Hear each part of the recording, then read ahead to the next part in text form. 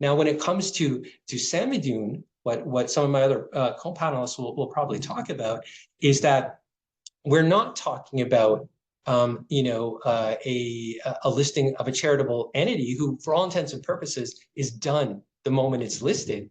We're talking about the listing effectively of a grassroots organization that didn't have the stature, the funds, anything of the nature where one would think that the state would have an interest in sort of attacking its financial mechanisms.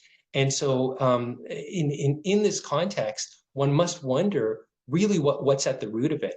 Once you make this organization, this Samidoun, which is involved in what was involved in prisoner justice, in solidarity networks in Vancouver and throughout Canada and beyond. Once that entity is criminalized, it raises the specter of criminalization of things that are adjacent to it.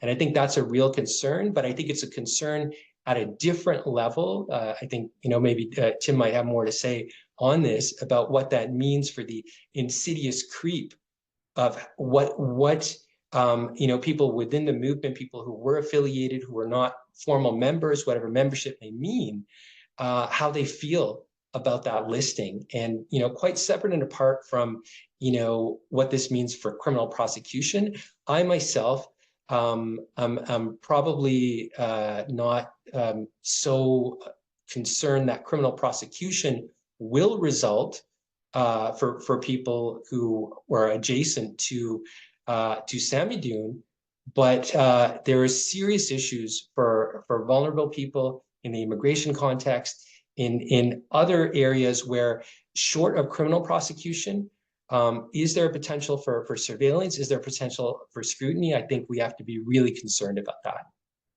So I'll leave it there for my comments, subject to questions.